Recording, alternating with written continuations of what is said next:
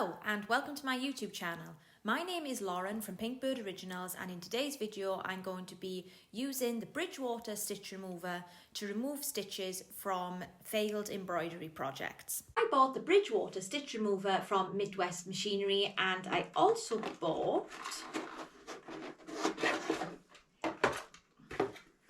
the big blade attachment. The reason why I purchased this product is because of my own mistakes. I've messed up a lot of garments over the years, some of which I do have with me today. But when I messed up this jacket, it really was the final straw. I didn't have enough time or the sense of commitment to unpick all of the stitches with a seam ripper. Although, to be fair, I think my mother made a start on unpicking the stitches on this jacket just as something to do, and she has done a fairly good job. But I don't have the patience to do stuff like that, and at the same time I really didn't want to throw the garment away. So I bought the stitch eraser. I saw somebody doing a demonstration of the product at a trade show a couple of years ago, and at the time I did think it was a bit of a gimmick. So that's what this video is going to be all about. We're going to be testing out the Bridgewater stitch remover to see whether it is just a gimmick or a handy gadget to have if you're an embroiderer. On my mistakes, I do have a few different types of stitches to test out removing. So for example, we have a fill stitch here on the denim. On this beanie hat, which I unfortunately embroidered inside out, we have an example of satin stitches over a fill stitch, more fill stitches, more satin stitches, and some text where the tension on the back isn't as good as it could have been. And we also have some more satin stitches on a hoodie, which I can't remember what happened to this, but I'm sure I was very sad about it at the time. I have watched a few other YouTube videos about similar products and how to use them, and I'm not expecting miracles, but if the end result can give me something that I can still use, embroider on, and then sell as a second or a discounted item, then I think that's a win, because I just really don't want to waste any more garments than I have to.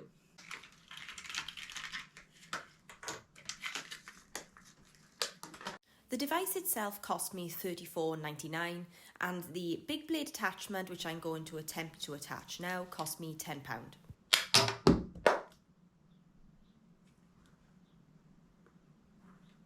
Whoops.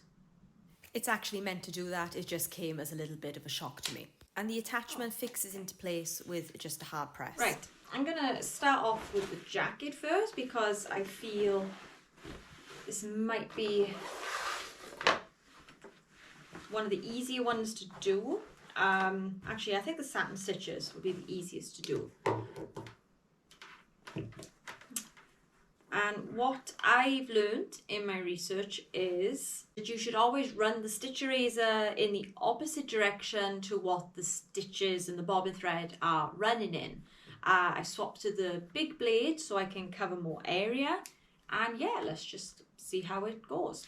Not long after starting, I realised the big blade was a little bit too broad for the area I needed to erase, so I swapped back to the small blade, with more success than the first attempt. I should also mention that you can use the stitch eraser as a cordless device. It takes about 2 to 3 hours to fully charge, and then you get 50 to 60 minutes runtime. I decided to use the device plugged in, and this is the footage of me using the stitch eraser for the first time, and I'm actually using it upside down. While it did kind of work from that position, something didn't feel right. And after skimming the manual again, I figured from the photos that I needed to flip it over. And once I ironed out that minor bump, it was time to start using the device to its full potential. I actually found this to be quite a therapeutic and enjoyable practice. Swapping back to the small blade attachment rather than the big blade helped me be much more precise with how I was using the tool. And I needed to be precise in order to use the stitch eraser only on the stitches and not risk cutting through the material, which it would do if I was to repeatedly run the blade over the material. I purchased the stitch remover definitely as kind of an afterthought. I'd already removed the projects from the hoops, and as I was trying to unpick them by hand, I thought, gosh, there's got to be a quicker way. And that's when I started researching tools to make stitch removing easier, and that's when I came across this particular gadget. And the reason why I'm bringing this up is if I'd known I was going to be using the stitch remover on the project, there are a few things I would have done to have made using the stitch remover more effective. For starters, one of the things the manual recommends is that you leave the projects in the hoop.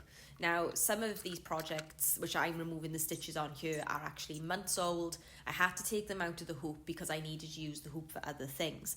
But the other and the more important thing that the manual suggests is to leave the stabilizer or whatever backing material you were using when embroidering, leave that attached to the back of the project, as this creates a barrier between the blade of the stitch remover and whatever project you're using, so that blade doesn't slice through any unwanted places.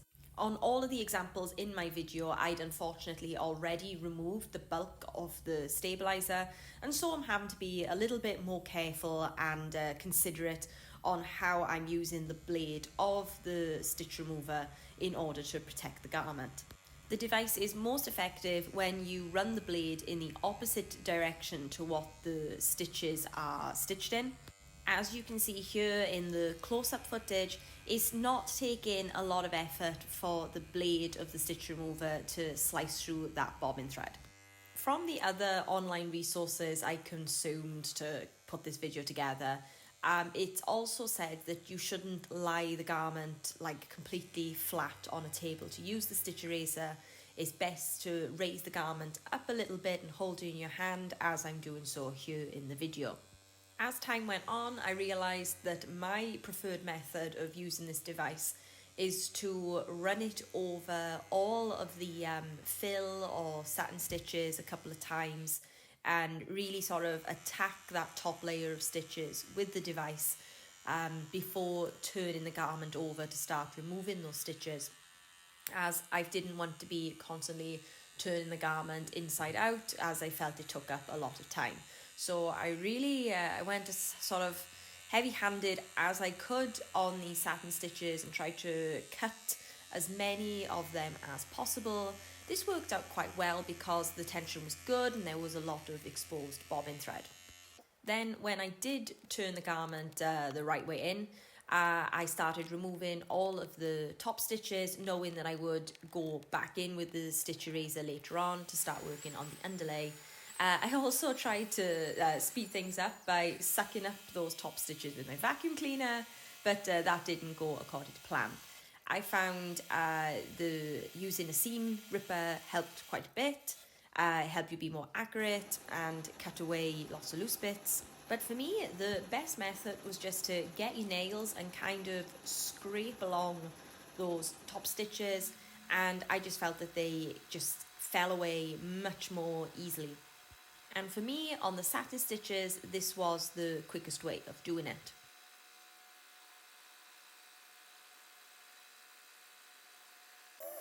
And then I went back in with the stitch eraser to work on the now exposed underlay stitches.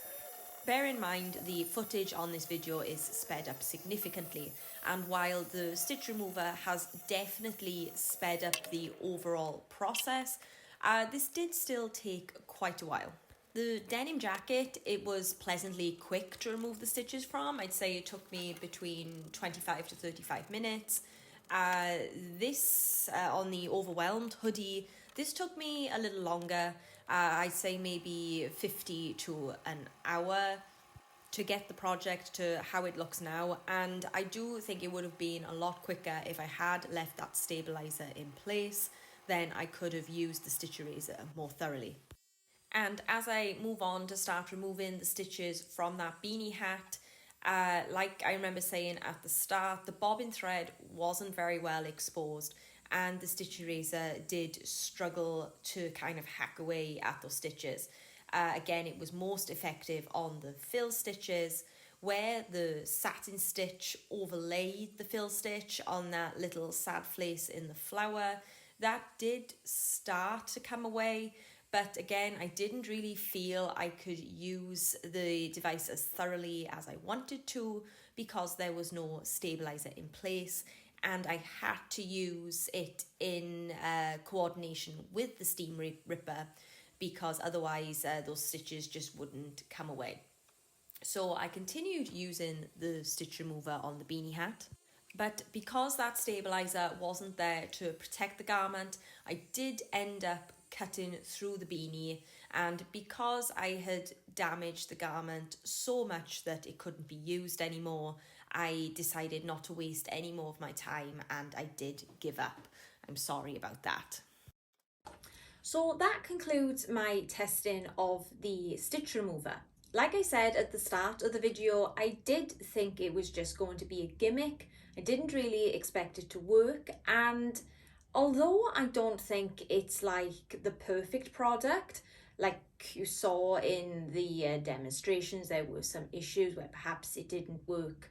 It wasn't removing the stitches as completely as you might dream, and it is dreaming because I don't believe there's any product out there yet that can 100% remove the stitches without, say, the extra aid of a seam ripper. But that being said, I did buy it for the exclusive purpose of removing the embroidery from the jacket, and the other things that I used the remover on were just sort of bonus products, just because I wanted to test it out for the video. So for the purpose, I bought the stitch eraser. It's worked very well. I would say this is completely effective on removing fill stitches from your products. And I want to be fair to the product as well. I should have left the backing and the stabilizer on my projects before using the stitch remover. That way it would have protected the garment from the remover itself, and I would have been able to have used it a bit more thoroughly. It did rip a hole in the hat, so we know that this works, that it is very effective at like shredding up things, I guess.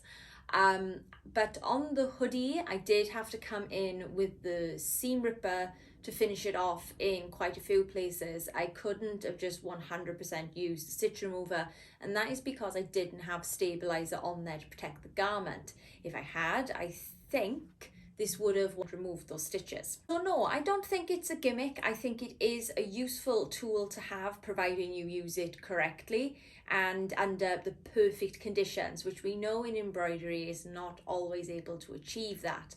So like, for example, with the projects I used, I'd already removed the stabilizer, but now that I own this gadget, then I guess I will be less likely to remove the stabilizer on projects until I have used the stitch remover on them. So out of 10, I would probably give it a very high 6 or 7. I do think it's worth owning one. I don't think I would purchase it if it costs more than £40. I'd be interested to know if anyone out there owns this tool or one's similar to it, and what your experiences are with it, if there's anything that I can do to use it more effectively, because this was my first time using the gadget. I had watched other like how-to videos on how to use it, and I also read the instructions manual, but that didn't stop me from using it the wrong way around the first time. So leave your comments in the description, and thank you for watching this video. If you'd like to see more of my content, please consider subscribing to my channel and also give this video a like. I'm also on Instagram, so if you'd like to see more of my content, please check that out. Thanks again for watching. Bye bye.